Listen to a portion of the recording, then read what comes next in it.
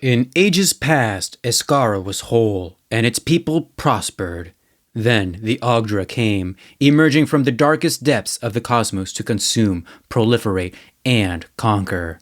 Only the Aetheric Knights could withstand the onslaught. Now the shadow of the Ogdra looms again, and Escara has need of her knights once more. Protect a shadowed world. Aether Nexus is a fantasy role-playing game of mecha and magic powered by the Mecha Hack. Discover a high fantasy world shadowed by calamity and preserved by etheric knights clad in artifact armor. This is a review of Aether Nexus. Let's dive in.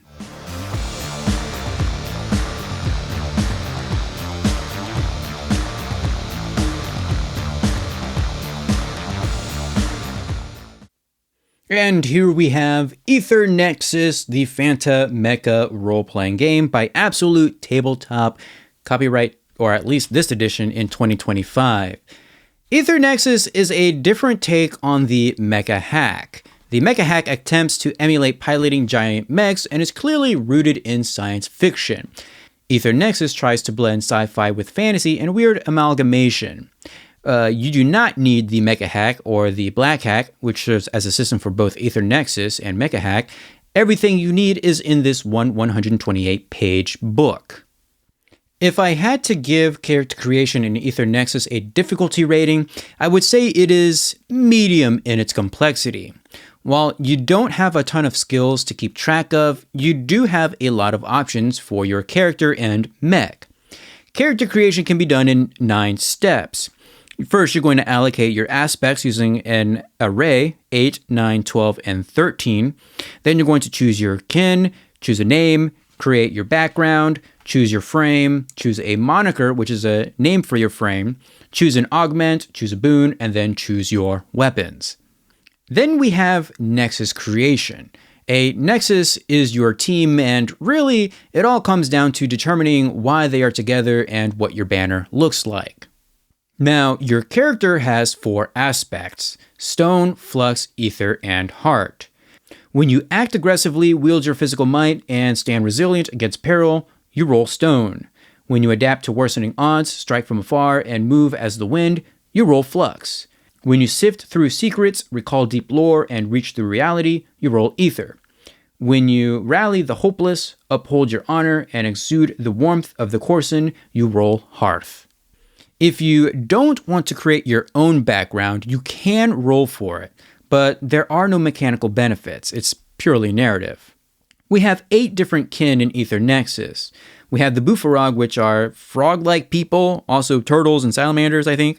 We have the Chimru, which are insect people, the Cloven, which are mutants, and these are the, well, I don't want to say standard race, but these are the more common kin in Escara. We have the Glyphics, which are living stones or living statues. We have the Caldron, which are like ether that are condensed into armor.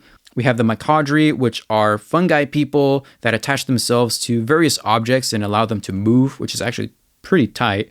We have the Tuscarin, which are walrus people. And then we have the Qui, if I remember that correctly, which are beings from another dimension or world.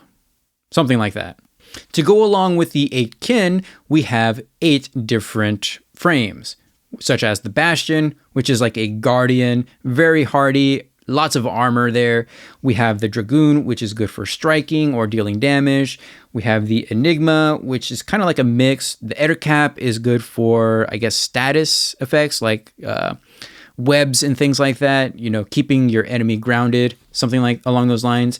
We have the Imp, we have the Magus, the Omen, and the Sunderer. Then we have augments and boons. Augments are the customizations for your apparatus frame. This is where the customization kicks off because for each augment, there's actually 2 abilities. And for character creation, you get to choose 1. There are 13 augments total. Multiply that by 2, and bada bing, bada boom. You've got like 26 different abilities. For example, we have the adjunct limbs. Your apparatus brandishes numerous reinforced appendages, allowing the machine to wield additional weapons and grapple foes. We have extra armament. You have 4 weapon slots instead of 2. When you gain this ability, also gain 2 weapons or a weapon and a shield. In addition, you can benefit from 2 shields rather than 1. Then we have Grappler. As a strike, test stone. If successful, you and an engaged foe become rooted until the end of your next turn, and you have favor on tests made against them. Pretty sweet. Especially that extra armament. Now that I think about it, that really would have made my Eclipse frame like super powerful OP, like invincible. Boons, on the other hand, are your character's martial training and magical abilities. Unlike augments, boons only have one ability, but there are 37 of them. Let's take a look at Blazing Blade. While on foot, as an activation, conjure a blade composed of flame. Add 1d4 damage to your next attack. After dealing this damage, deal 2 damage to each engaged foe and regain 1d4 energy. Or something like Companion Chuka. You are accompanied by a Chuka, a large flightless bird. While on foot, you can shift or retreat as a maneuver, are favored on flux tests, and add +1 to damage rolls.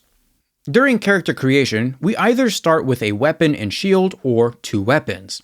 The melee weapons are basic, coming in only the axes, bludgeoning, blade, and spears variety, although each one has an ability tied to it. For example, blades, we deal critical damage on rolls of 1 or 2. Shields, on the other hand, come in 2 varieties, buckler and tower. A buckler only gives +1 to armor die rolls, while a tower gives +3, but also tests made to retreat are hindered. Bows, cannons, and casters make up the ranged weapons category. And of course, each one has a different ability associated with it. Where customization really comes into play are the weapon and shield qualities. If your GM is being generous, they might gift you with a weapon with one of these qualities.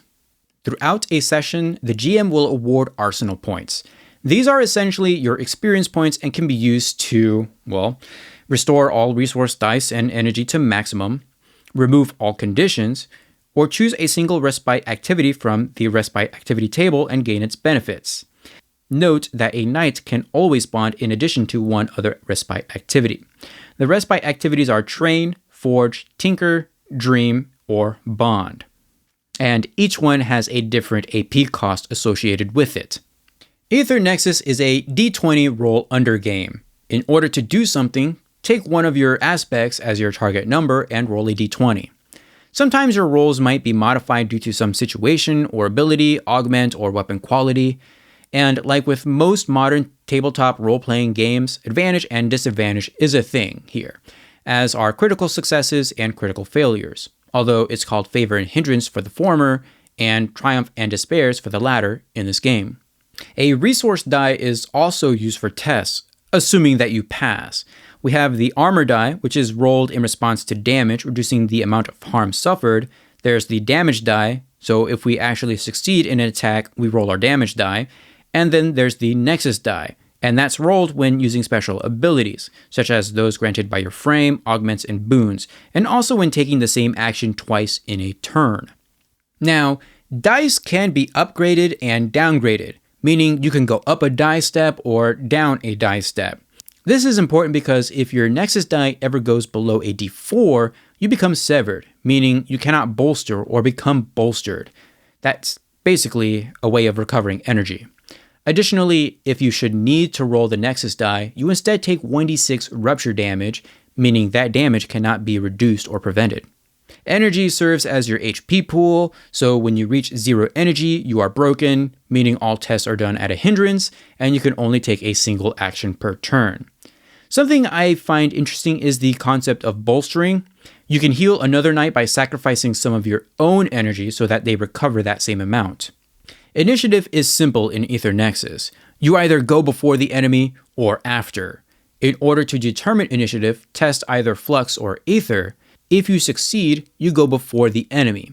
If you fail, you go after. During your turn in combat, you can perform 2 actions. This can be something like aiding another knight, attacking in melee or ranged. You can bolster another knight. You can equip or swap weapons. You can retreat. So basically, if you try to shift or move to a different span or location, you're going to take an attack of opportunity if you're engaged with a foe. Retreating allows you to do so without taking that opportunity attack. Or you can untether, which means you disembark your apparatus and you go on foot. Because most rules are player-facing, players roll to defend against an incoming attack. The enemy's attack will list the aspect that will be tested, either stone or flux or aether or something like that. If you succeed, the attack misses. If you fail, the attack hits, but you can still block some of that incoming damage with the armor die. Simply roll the die afforded by the apparatus. If you roll the maximum number of the armor die, however, you get to parry, meaning you make a free attack against your attacker.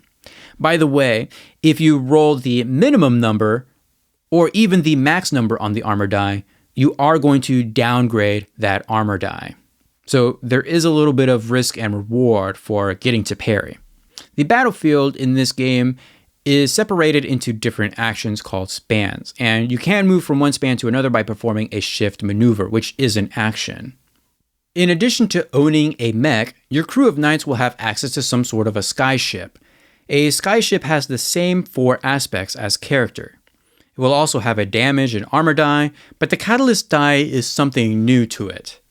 The catalyst die is a resource die that represents the heart of your skyship, an ether-powered dynamo which lends function to the skyship's engines and rudder, its lodestone ballast, and its armaments. This kind of serves as the same function as the Nexus die, but for ships instead.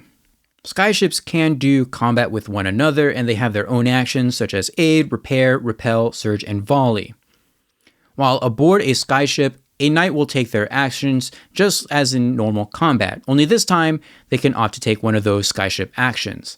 They can even choose to use their aspect or the skyship's aspect for tests. When a skyship reaches 0 energy, it becomes listless.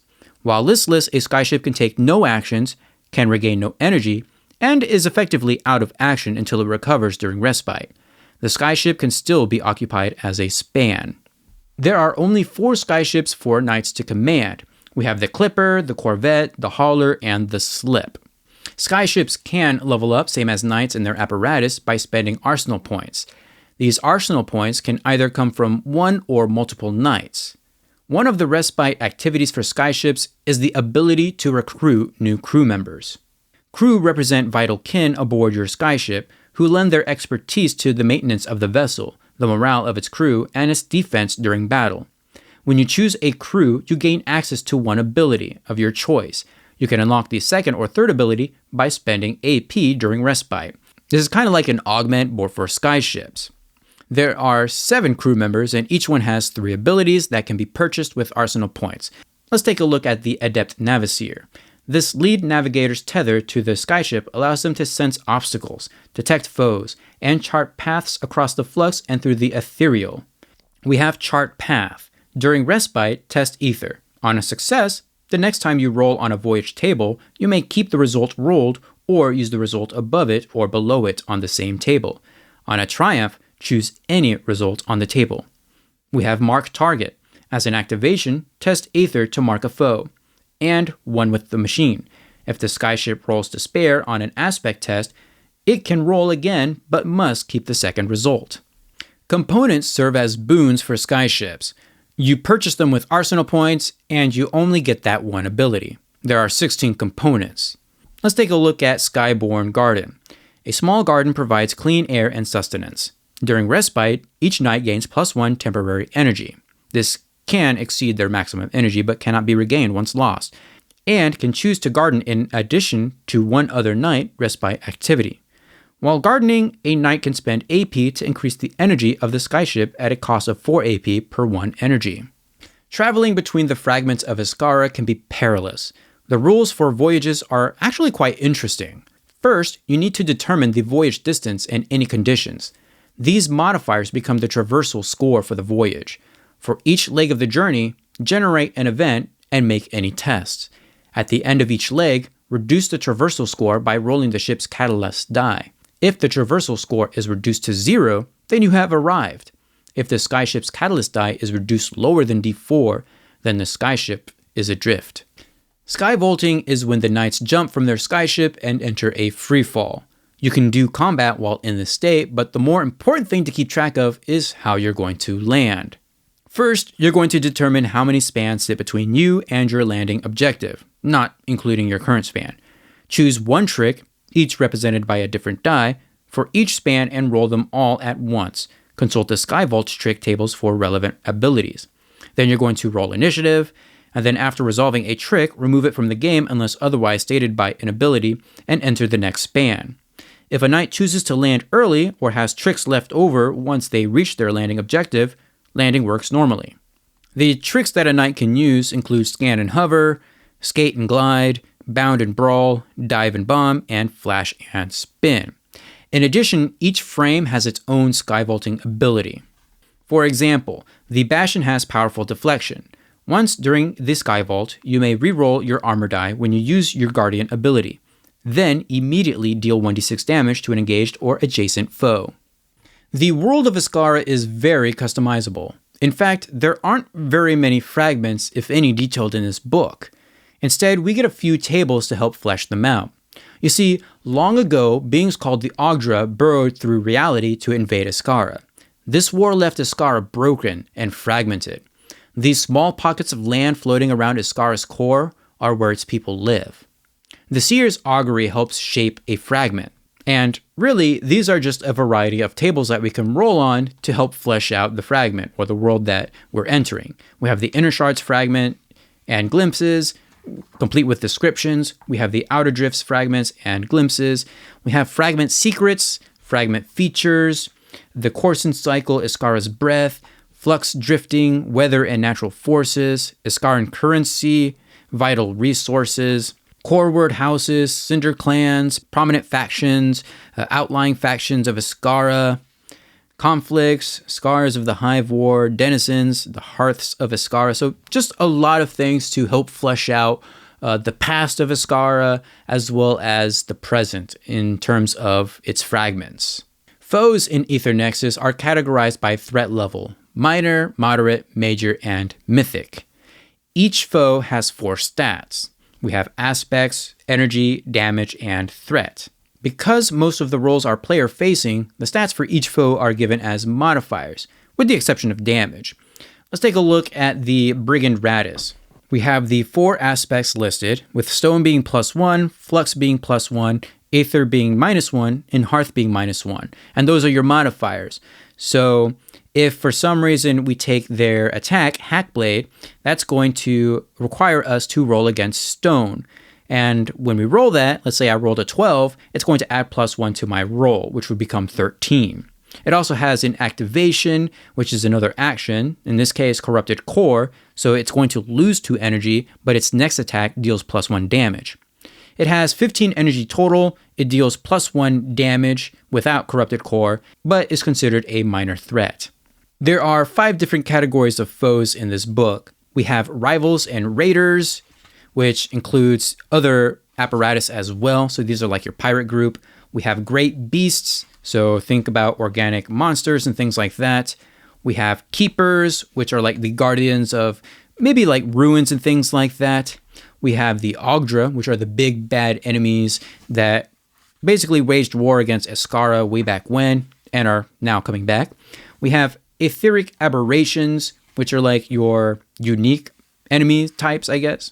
And then there's the Nemesis, a recurring foe who gets stronger parallel to the characters. So whenever the characters gain AP, so too does the Nemesis. And these can be spent on assets that help protect the Nemesis or hinder the foes. And I really like this unique play on the big bad guy, that they're going to grow alongside the player characters. You just got to keep them alive. There are 12 pre-written quests a GM can use from the get-go, and each page provides information on the actual quest, notable characters, and locations. These are really bite-sized with only enough detail to get the cogwheels turning. If you're an experienced GM, you'll definitely want to expand these quests to extend gameplay. I should point out that most of these quests are linearly written, and for some, it makes sense for it to be written that way. But again, these are really bite-sized, and most of them can be done in about an hour if you just do it as written. If I had to create a correlation, I would say that Aether Nexus is like a lighter version of Lancer. They both feature mech combat, there are lots of options to choose from, and they both skimp out on foot combat, or combat outside of the mech. Aside from the actual system in play, the main difference is in the actual setting. Aether Nexus is definitely sci-fi fantasy. Character creation is semi-quick and gives you a certain level of customization. It's not Lancer levels of customization, but then again, this isn't trying to be Lancer. The system here is light and intended for quick play. And one of my complaints with this system is one that I actually had with Lancer as well, and that's most of its attention is given to the mechs themselves, because that's assumed that's where, a lot of your gameplay is going to take place. I would have liked to have seen a little bit more attention played to the knights, although I do recognize that they have boons and those abilities you can use in foot combat and with the mechs as well. But I also kind of just want to see like some of the gameplay feature those knights, like just outside of mech combat. For example, what if your mech has been disabled, or maybe you're like in some sort of a negotiation and you are on foot, but then all of a sudden assassins come into play. Now, I do recognize again that the knights can actually do combat. It's just that their damage is halved for some reason. That would make sense against, other mechs, but against, other foot soldiers, not so much. I guess really what I'm saying is I just want them to be a little bit more unique. I want two different styles of gameplay, I guess. I don't know. The mechs themselves are very cool though. I like the variety, but the kin are kind of something else. I think it was a very interesting move to not include the more, standard kin or races, especially humans. The kin in this book are very diverse, very weird, almost a little bit too weird for me. And part of the reason is I just don't really know what I'm looking at. In fact, it was a comment from my character creation video that kind of pointed out that the one of the kins is actually like this mist kept inside of armor.